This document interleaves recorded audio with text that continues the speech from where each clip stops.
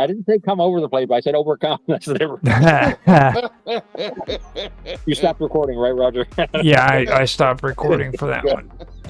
You know, Roger says that, but later on, he'll say, you know, you want Bob to hear this? It's like, what?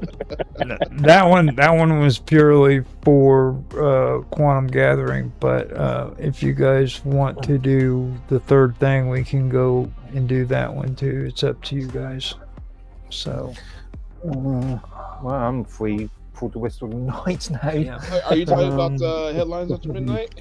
No, that one is after the third thing. That one is literally at midnight, but that's like an hour and 45 minutes from now. What is the third thing? It's midnight somewhere. Well, the third thing is basically it's interesting. Like we were talking.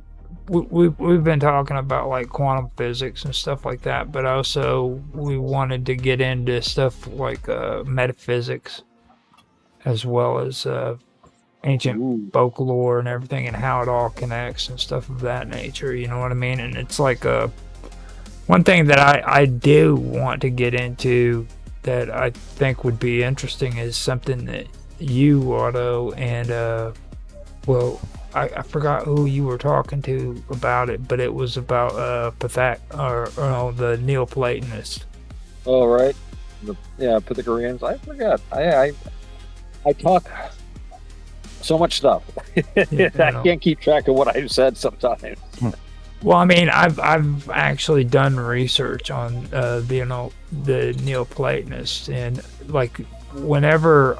And I think Jaffe actually has had this conversation too, where that they have like a real negative outlook about the Neoplatonists and how they influence like the future world that we know. You know what I mean? Right.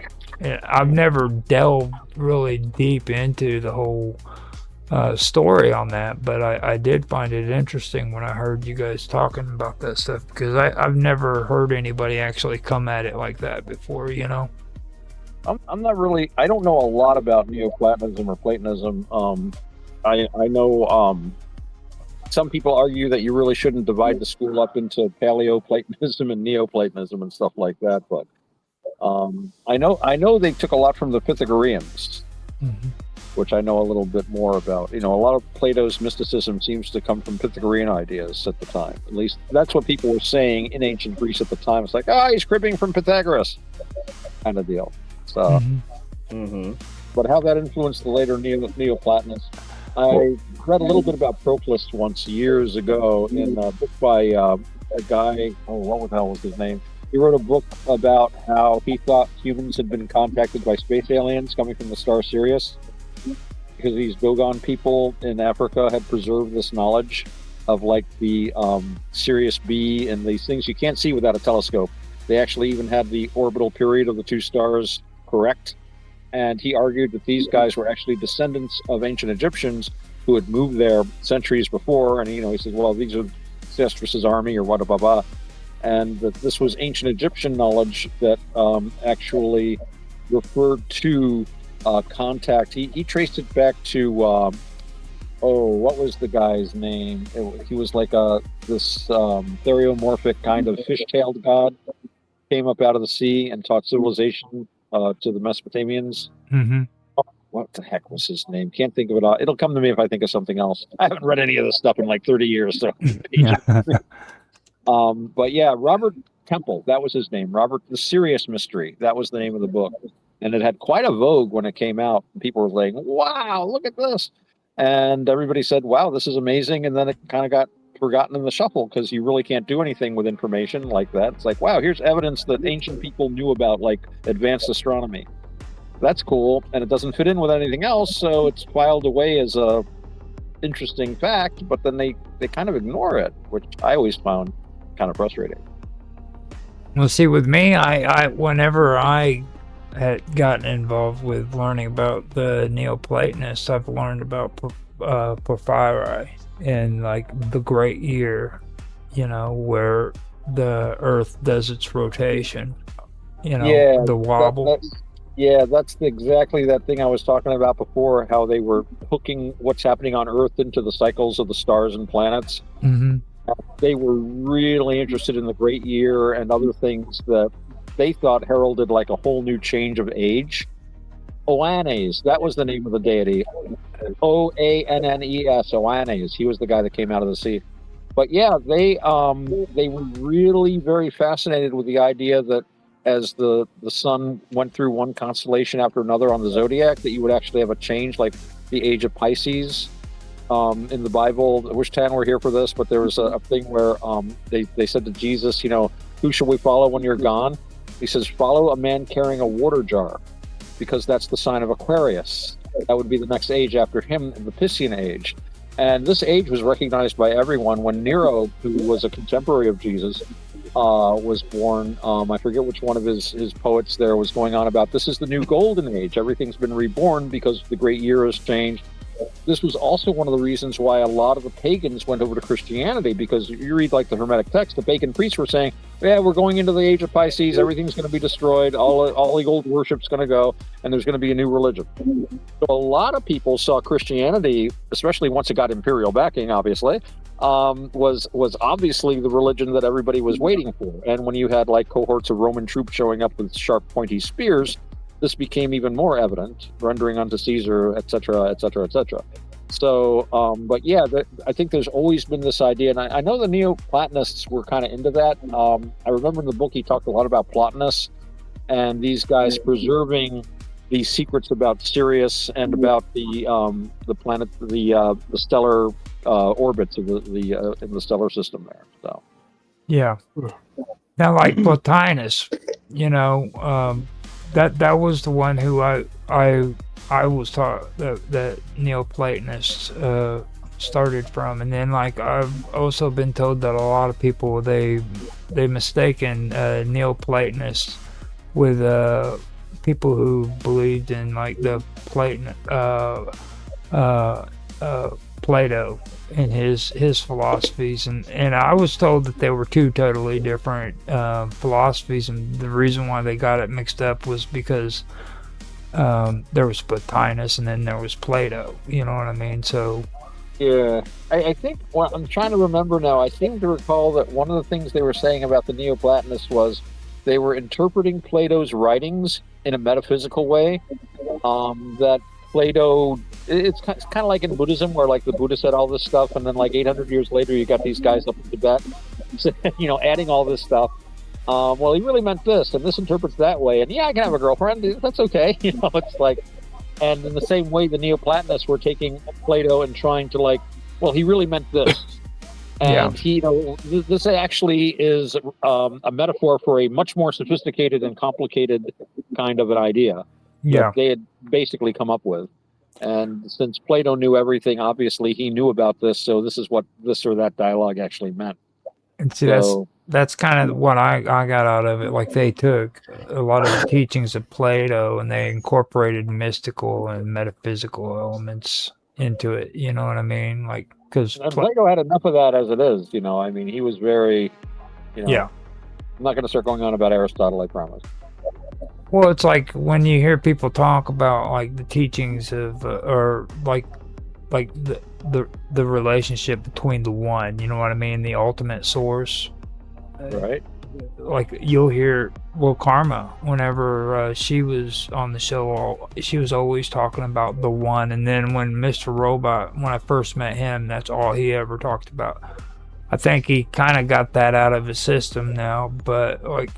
That was a big Neoplatonist thing too, and I always tried to explain to him like what you guys talk about when it comes to the one was actually like saturated down versions of what Neoplatonists were teaching. You know what I mean? That's exactly where all of that comes from. Plato did like unity. That was really big for him. Like the ultimate source of existence. You know what I mean? Yeah, thinking about Plato, Yeah. I really don't like Platoisms.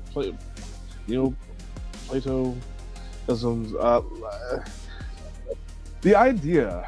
Now we used to. as a species, as a mixed culture around the globe in past history, we had deities. These deities reflected upon us. These deities had human traits. For example, Zeus would lust after women, cheat on his wife, and have affair babies everywhere, right? Mm-hmm. Total human behavior. Who's Zeus? And so you get Plato, who says, no, those couldn't have been real gods. A real god would be just and perfect. And then that sort of gave the foundation for Christianity and the religions after that. I don't subscribe to that. I don't think God is one perfect being. I don't see how you can make something imperfect if you're perfect. But that's got a really bad sense of humor. yeah. Let's give these beings infinite desires, but only a finite ability to satisfy them. Yeah. So we fun for a couple of million years. Yeah. Well, I don't subscribe to any of that. Well, the thing of it is it's like when I was talking about the Great Year, okay, that was also referred to as like the world soul cycle. You know what I mean? Like they actually believe that the concept of time, okay, they believe that time was cyclical. You know what I mean? Right. And that recurrence. Yeah. So that took things to a whole different level, because like, and a lot of people have a hard time understanding the concept between what linear time and cyclical time is, but like if you take and you look at astrology and you see freaking the zodiac, okay, that would be that would basically be a cyclical time. You know what I mean? And all of this I think has been really deceptive throughout time, because if you look at the way that was all put together, and then you look at simple things like the Farmer's Almanac, okay, and you look at the reason why calendars were even invented in the first place, it was to determine what was the best time of the year to freaking grow a crop. Oh yeah, and that's how people lived by those rhythms. I don't know about you, but I've had the experience of, I've worked places where I had a routine, and after doing it for a couple of years, I would be walking through this building I worked at, and I'm like, is it tomorrow or is it yesterday? Because this is exactly what I've been doing. You kind of lose track of this idea of linear time going somewhere, and instead you're kind of like in this eternal, I'm doing the same thing again. And I could see that working into your whole year, because these were people back then. You had to work all day long, the whole family, just to keep from starving to death. You were hunting, you were gathering, and you hoped you had enough food to keep everybody alive. So it was always the same thing. The berries came out at this time. If you were into horticulture or agriculture, you planted at that time. And so I could see where everything would just, especially when you don't have the kind of idea of we're going from this year to that year, this whole linear time of things are going to change, this, that. Nobody saw any change. Egypt was like the most stable civilization that we know of for thousands of years, that they just did the same thing every day. It's actually very relaxing when you think about it. Kind of nice. Yeah. I like cyclic time. Perpetual cycle of cosmic renewal.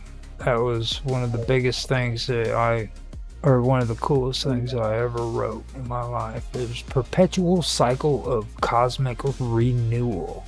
Good name for a band. Well, perpetual cycle of cosmic renewal. They kind of have a band. It's called Perfect Circle. I like your name better. Yeah. Well, I mean, I'm just saying. Basically, if you really break it down, that's what it. like they turn around, they stole like the coolest freaking name that you could actually come up with when it comes to like philosophy, like the perfect circle. You know what I mean? I don't know. I always like Bonzo Dog Doodah Band is a great band name.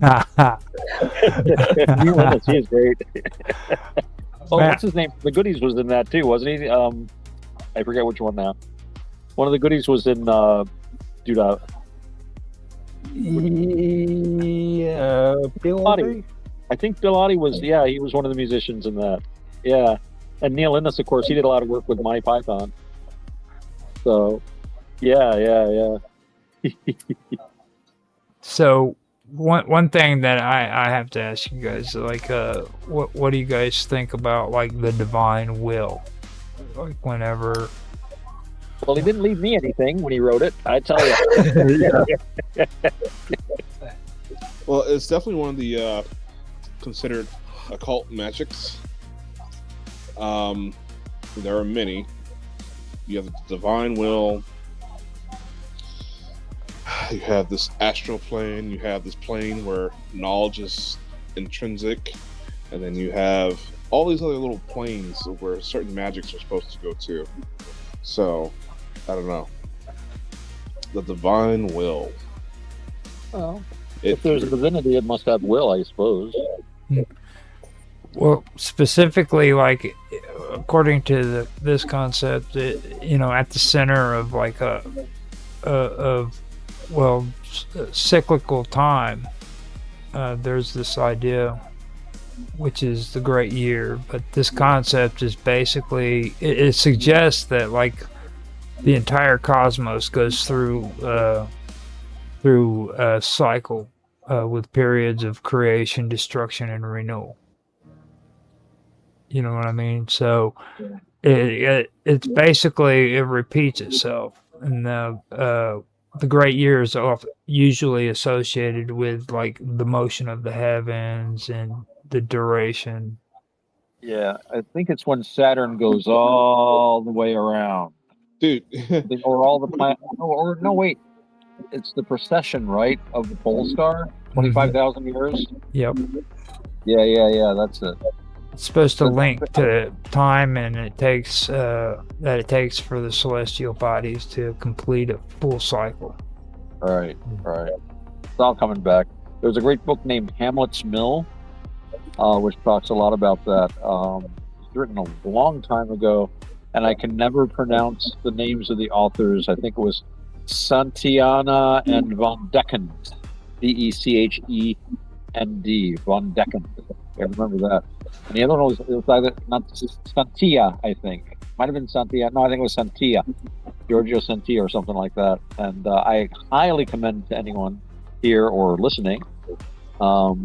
It's an excellent book, and it talks about how there seem to be coded into a lot of mythology things that seem to indicate an advanced knowledge of astronomy, knowledge of the great year, knowledge of long-term stellar movements that people would usually, those primitive guys, they had no idea. Well, here we got these Dogon people down in Africa that know more than European astronomers knew in the 19th century, and we've got these other guys here that in Mesoamerica that have a better table of Venus's, period of motion in the heavens than European astronomers had at the time.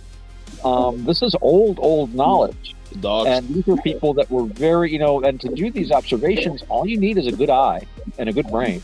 It's like humans. I always look like humans. Well, they don't have laser beams and nuclear power plants. How could they possibly have done anything? Well, it's like they got the same brain. You can do a lot with your brain. Yeah. I think that what really catches my attention about all of it is the whole concept of the world. So, because you've heard me mention the Axis Mundi. Right. And whenever you take a look at that whole concept of the world soul, and then the way I've been learning about the Axis Mundi, it's like energy isn't destroyed, it's actually everything, data, information, all of it. It's sent to the Axis Mundi, where it's actually reconfigured into something new. And that right there means like civilizations that collapse and fall. That doesn't disappear, it's just transferred into something new. You know what I mean? And you can take a look at history, look at like the Assyrian Empire or the Holy Roman Empire or the Roman Empire. Something new always came out of it. True. You know? Hey Roger, you ever play you play Dungeons and Dragons, of course. Yeah. You know the most powerful spell in Dungeons and Dragons? What? Urban renewal. So seriously, wizard snaps his fingers and undergrowth turns to a forest where a city used to be. Nice. It destroys the city and just forest. Nice. It's maybe called rural story about that. I hadn't thought of it that way, but it's called Letting in the Jungle. It was one of the Jungle books.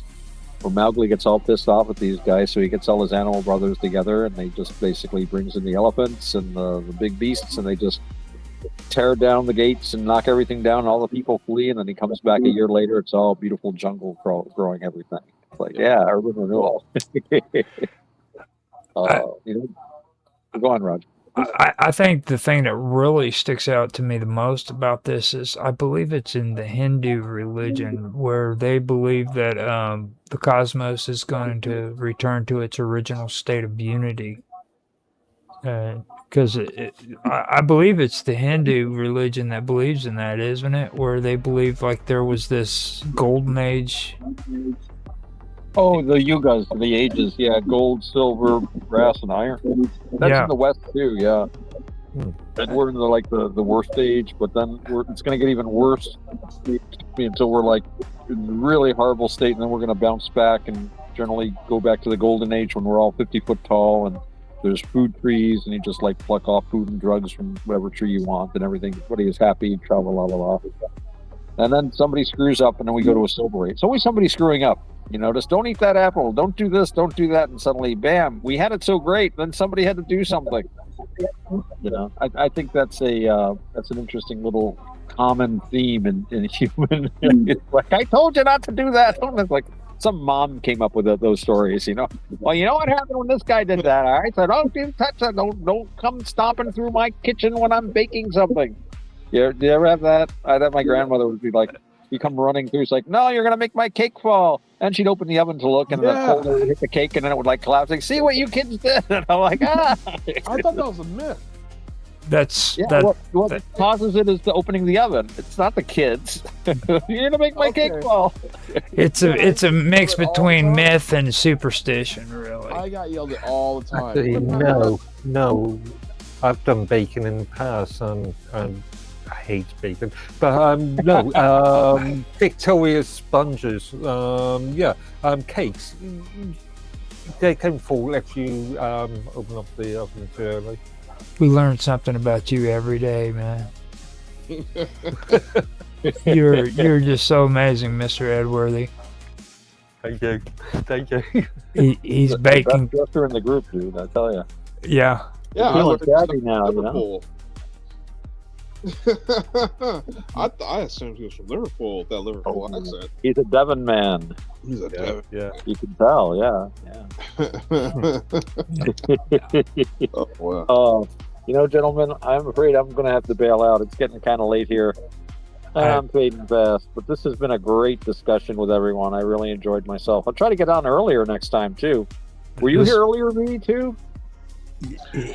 Kind of. Shopping. Kind of. Oh.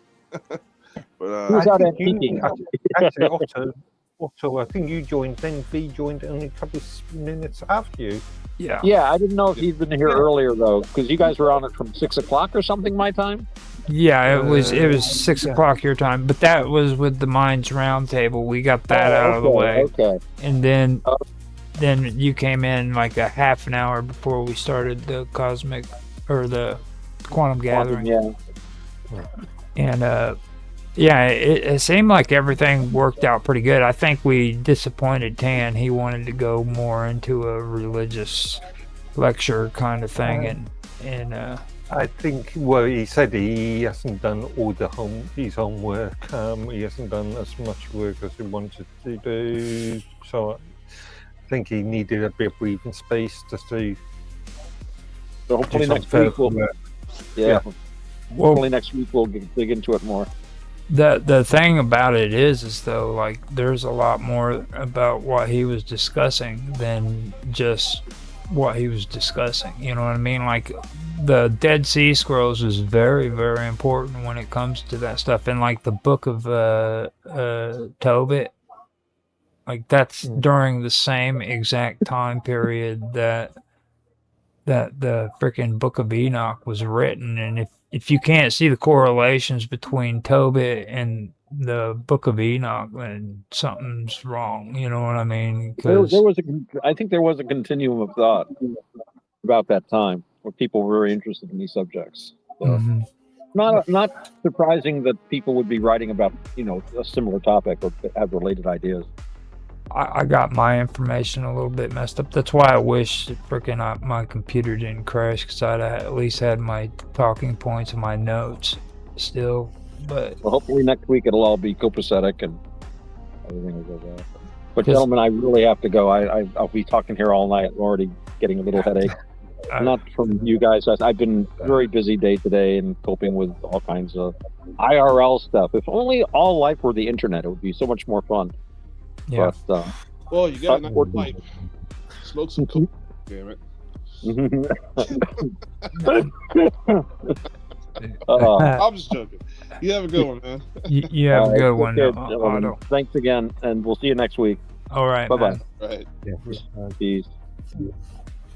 Yeah, so it's like that was some of the stuff that I was really interested in when it comes to talk about Neoplatonism. And I've heard a lot of people like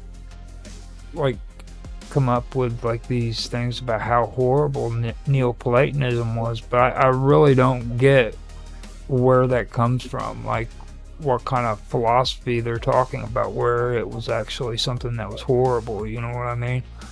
Because everything I've actually done research on when it comes to the Neoplatonists, it doesn't show anything that's really negative. Not unless there's some kind of horrible freaking decrepit thing that somebody knows that I don't know about. You know what I mean? I would have to do further research. My knowledge of the subject is fairly limited. What were you going to talk about on your midnight? The one thing I did want to get into later on, though, we can get into it. Well, actually, I've got two really good topics that I wanted to bring up, but right now I'm just wanting to do this and then get it done, and then come back and do headlines after midnight. But this is what I'm wanting to get into. So, well, I can't podcast after 1 a.m. Actually, even tonight, I probably should get off now because I've got to get up early in the morning.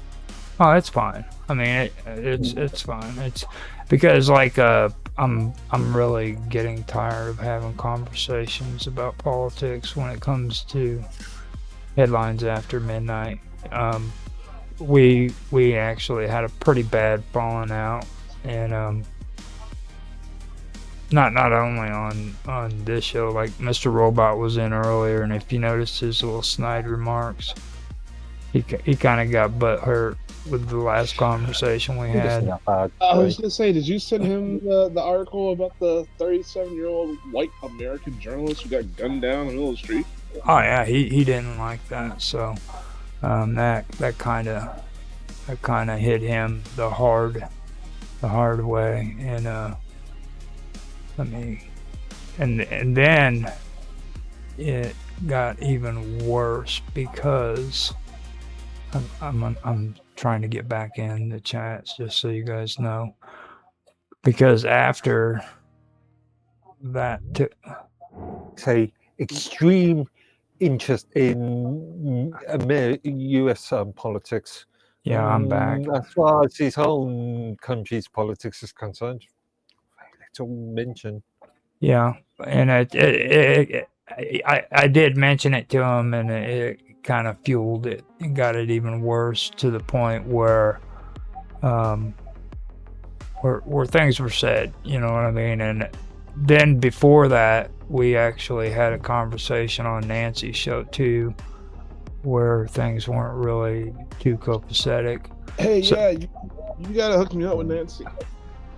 Well, no, actually, right now, I don't think anybody's hooking up with anybody when it comes to all this stuff, because like the stuff that's been happening has really gotten. She wanted to interview me. Well, I mean, Yeah, you actually put a message up on the second room tonight. Actually, just reply to Jason's thank you, Becky, bye sort of message. you know, it just a lot of this stuff, man, and I it's like I've said too before. You know, I'm trying to go a different direction. I'm not feeding into this kind of stuff. Like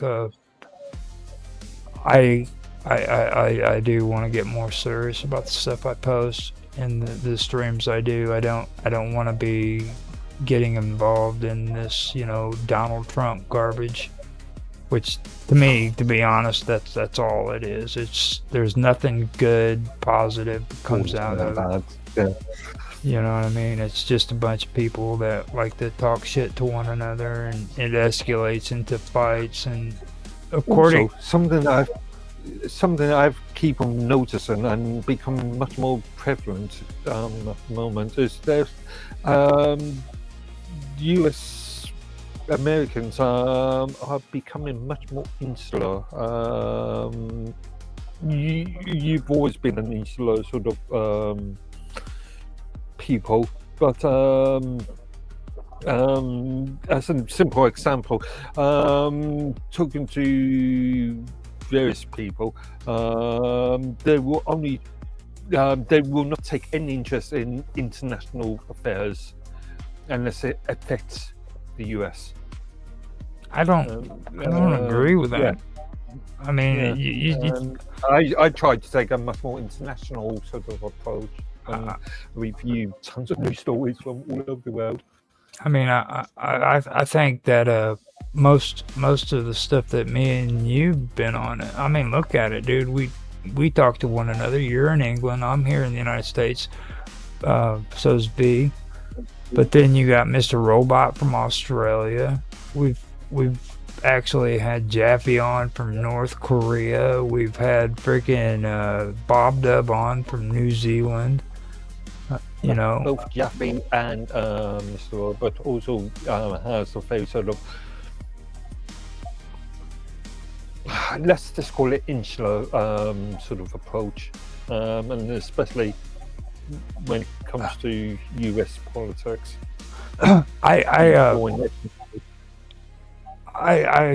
find it rotting fabric of American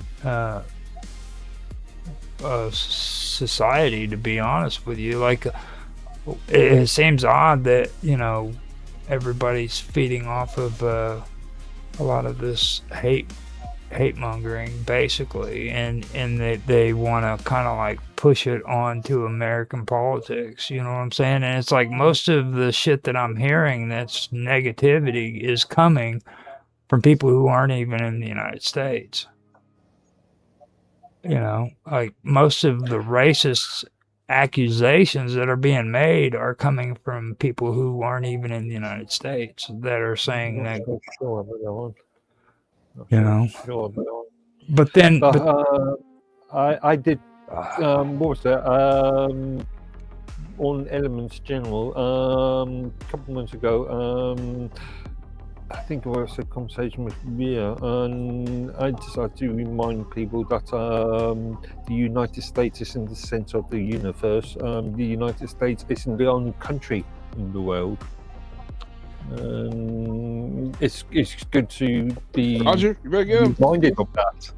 Yeah. Hey, Roger, you Sorry. better get him. He's talking about the U.S. again. Oh, it's he always does. He's always bad mouthing. it's just very noticeable. Insular, especially, yeah, our conversations can be. Yeah. Well, it's just like, okay, it's becoming an inconvenience to me because like right now this is supposed to be the third thing. Okay, now I take and I use the third thing on the Wonderful World of Weirdness, which has absolutely nothing to do with politics. Most of the people who get on there and watch my shows on the Wonderful World of Weirdness doesn't even like hearing this stuff. Okay, but I have jackholes that want to come on and they want to talk nothing but politics and how Donald Trump is a sleazy blah blah blah, or Donald Trump is the greatest thing on the face of the earth, and none of that has anything to do with the topics that I'm freaking wanting to talk about. So I turn around and I start trying to be, lenient about it, and the next thing you know, I'm getting in trouble with YouTube because some jackhole wants to come on my channel and start talking about freaking Nazi shit. You know what I mean?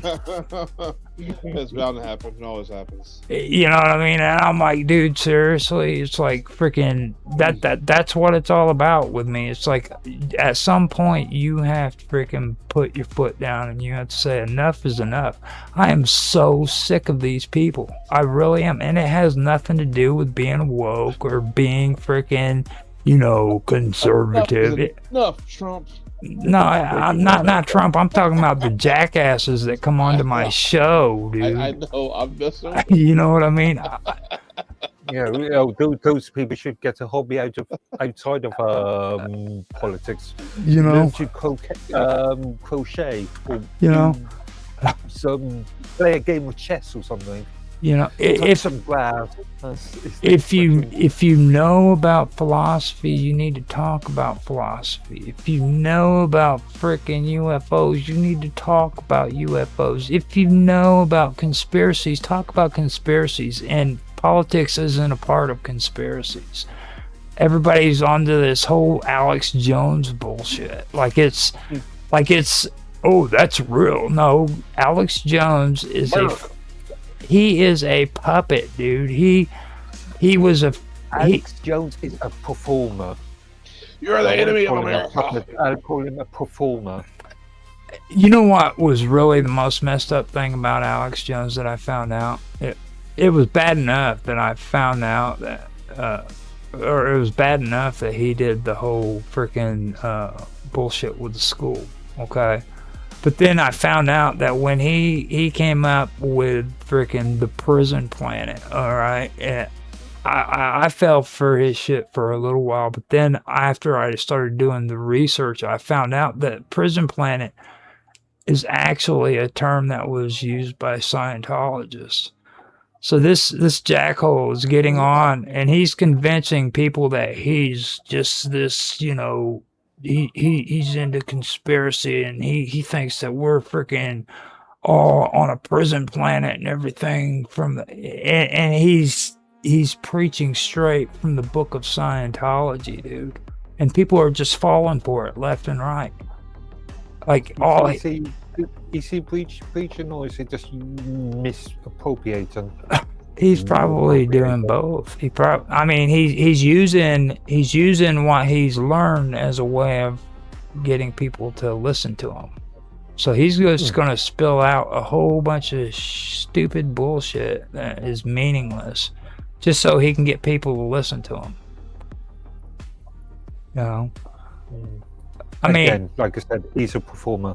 Yeah, exactly. He needs an audience. He needs. Well, since his lawsuits and that sort of thing, he's declared himself as a performer.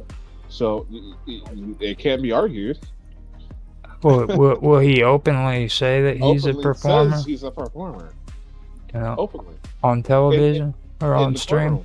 When he got sued for $1 billion, he said I'm a performer. Well, is he doing it when he is on InfoWars though. Like when he's sitting there in front of his loyal followers, he's saying, "Now look, guys, I am only a performer, and I am." You know what I mean? I've not watched recent InfoWars. I've not watched InfoWars for many years, but It's been quite a few years. from what I've seen of InfoWars, it is, I don't know. Yeah, performance is performance art. If you want. Mm-hmm. Well, it's like I turn around. I've been doing research on a lot of this stuff, you know, and like when I freaking like even with Mr. Robot, you know, I drop names to him like Al Kendi, you know, ask him if he knows who Al Kendi was. No, I have no idea who Al Kendi was. You know, well, I mean, if you know anything about freaking the esoterics or anything about, you know, conspiracy or anything of that nature, you know who Al Kendi is. He was one of the freaking, he was a philosopher that was involved in a lot of this stuff, you know what I mean? And that's my whole point. It's like, I don't understand how, like, a lot of this stuff isn't common knowledge to a lot of these guys, you know what I mean? Because I'm the type of person, I had to actually sit down and do research into this stuff and start figuring out what it was all about, you know. So when I get on here and I start talking about stuff, I'm not just like pulling up the most popular shit that's freaking on the internet and bringing it up as a topic, you know what I mean? I want to talk about Vocaloids. You know what I mean? That's cool shit. But nobody knows what that is. Everybody's always talking about freaking AI today, and nobody even knows what a Vocaloid is. You know? You guys remember those? You have to remind me, refresh me. Back in the day, Vocaloids was like a music it was a technology that they used. There was a... Like Roger Zapp used to use? No, it was... like little keyboard with the tube in your mouth? Yeah, well, kind of like it. It was yeah, actually, I think that is it. Yeah. That's where it all... Okay. They used to create songs with virtual singers and stuff too. It was actually, I believe Yamaha was the first ones that came out with it.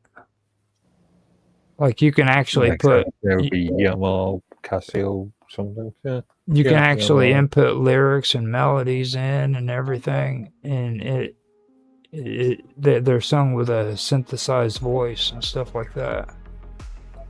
You know, that right there was... Is that your instrument for when we have our band? When we start the band? Oh, sure. I can do that. You know, I can do that. But this right here was way before, you know, AI, what everybody calls AI. I know Mark gets all upset when you start using the word AI. He starts... What are you talking about? Like a generative machine. Yeah. What machine generative? Roger, what are you going on about now? Oh, that's what they all say. They're like, Roger, what are you going on about now? You know what I mean? I was just happy going back to Yamaha. Then back in the 90s and late 80s, they were really well known for the chipsets. They created some of the most, especially in the synth keyboards. Yeah, they were really well known for producing really good chipsets. Well, the thing that gets Yes, sir. when you're talking about chipsets, though, are you talking about motherboards? Yeah, I'm talking about the actual audio chips themselves. Okay, all right. Yeah, that's what I wanted to make sure, because like a lot of people are using the term chipsets on motherboards these days, and like that's not even close to the original terminology for chipsets. You know what I mean? Like I'm not sure what you mean by I'm talking about chipsets as in I know. processing units or Well, I it's see. Oh, yes, I see. well, Yeah, man.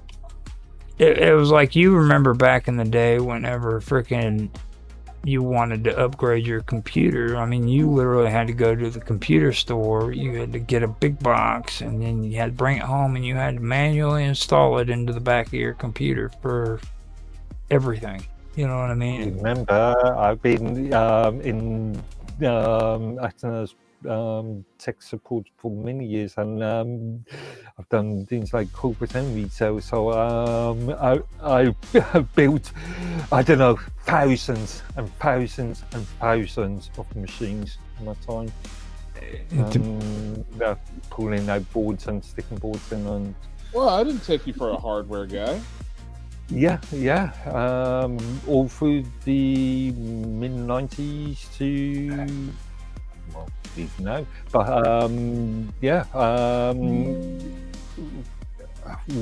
I've done sort of both hardware and software. I've done network deployments, network infrastructure deployments, and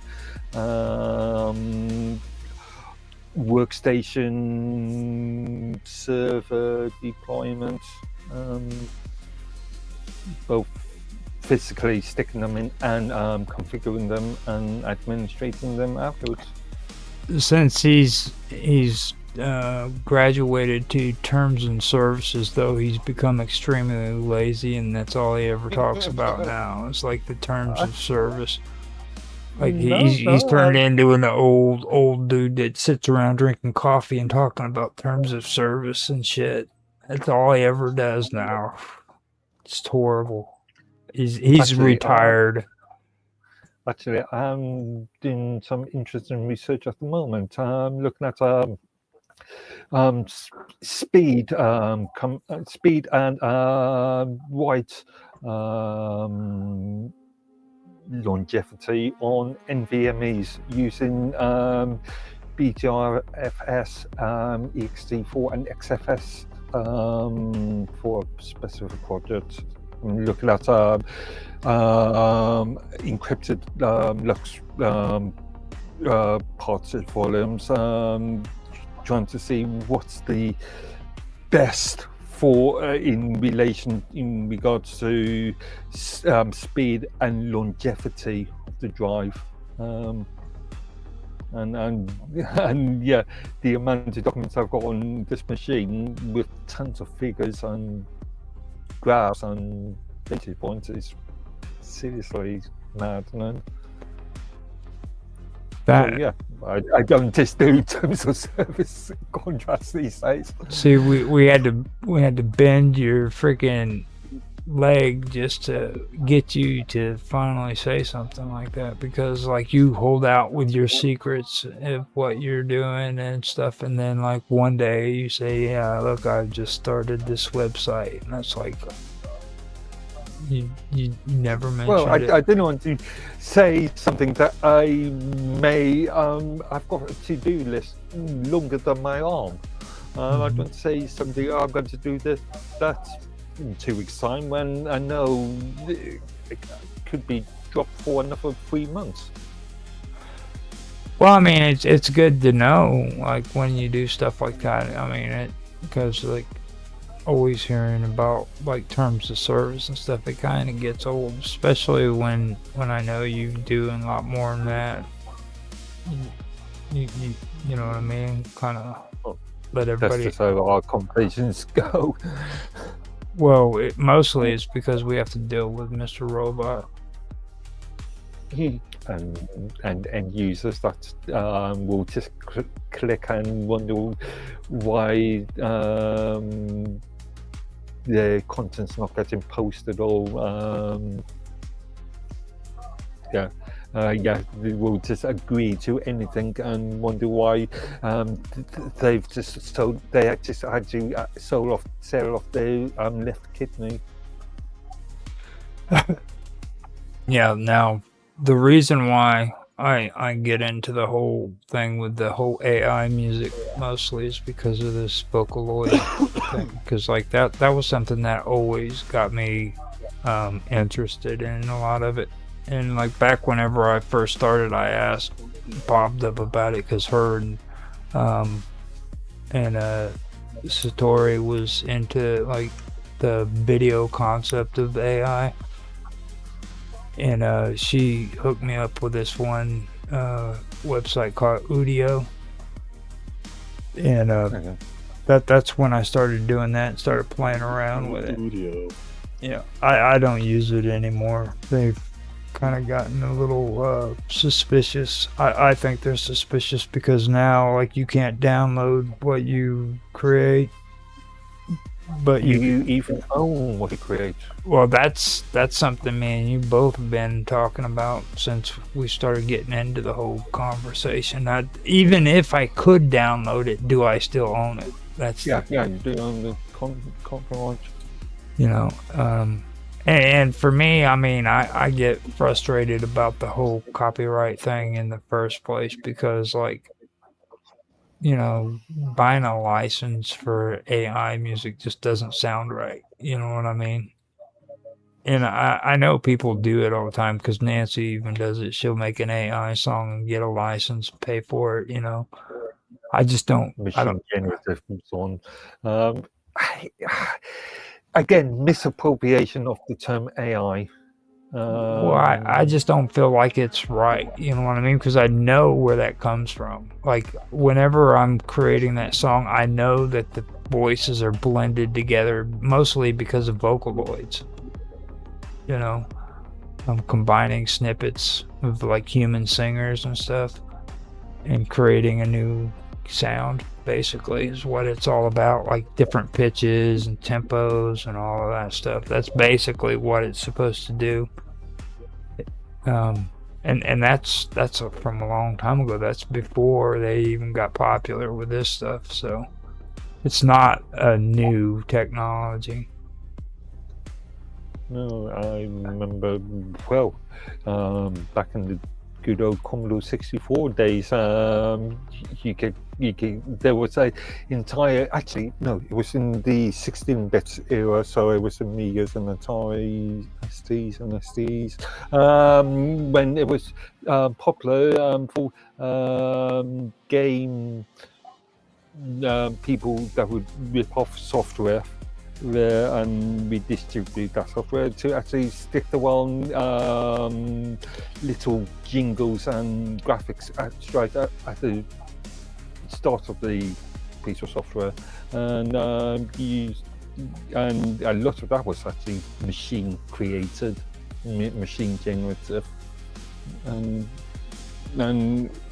it's just really an algorithm that can do some pattern matching.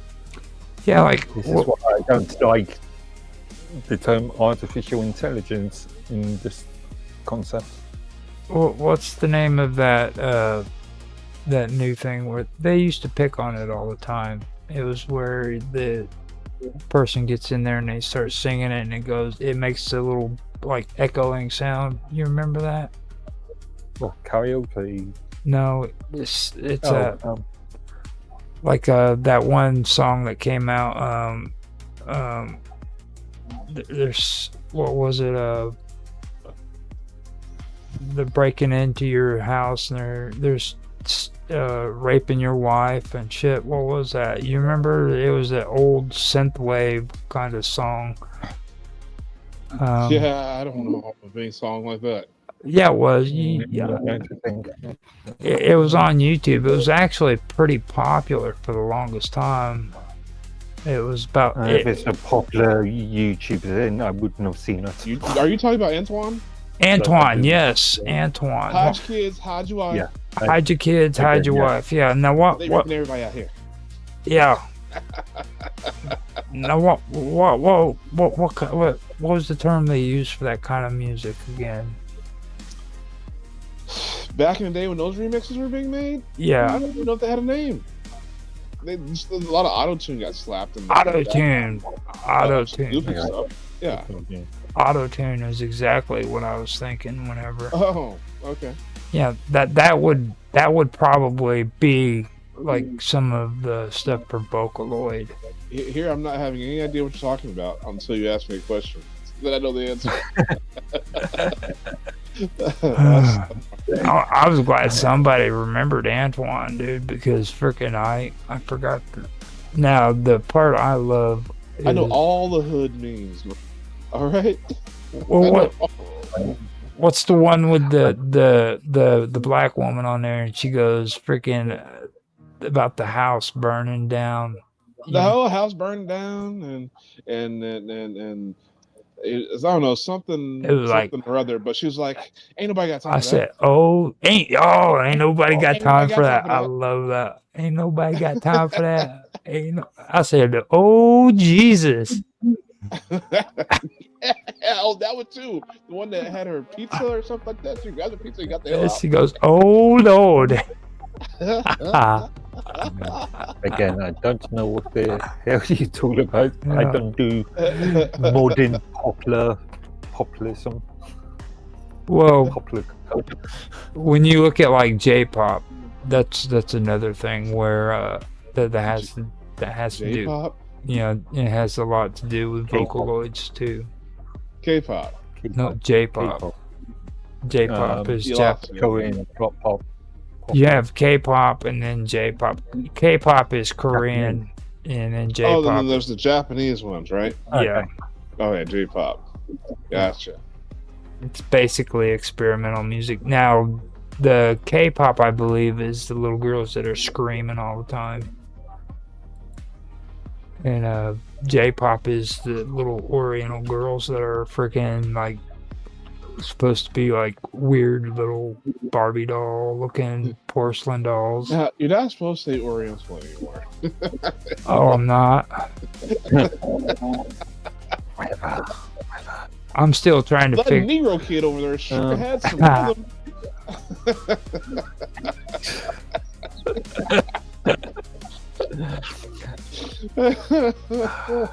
Oh, when it comes to experimental What's the music, balls? I'm just thinking of what was the late 70s, early 80s German synth band that did all the experimental stuff. That is weird shit. I don't even want to get into that. Like they have this. Like, have you seen their dance? Like, have you seen Germans dance? Like, they actually have like this kung fu Godzilla frickin' shit going on. Where, like, you know what I'm talking about? Like they. I don't know if I know what you're talking about or not. They do this robot stuff where their arms are like swinging around and shit, and they're like doing like slashes and they're punching, and like the chicks have dreadlocks and shit. You know what I mean? It sounds like ska. No, this is horrible That's how German the stuff. ska dancers dance.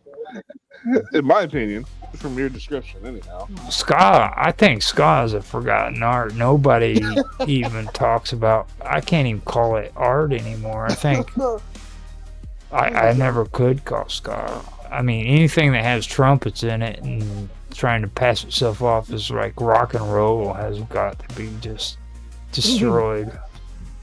Cake was okay. I do have to say I did like Cake, but that's the farthest I could go into ska music. Like I couldn't go any deeper.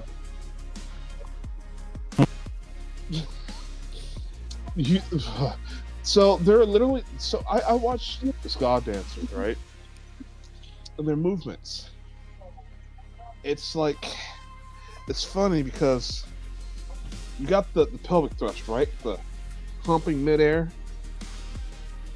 And then you got another one that's similar like it.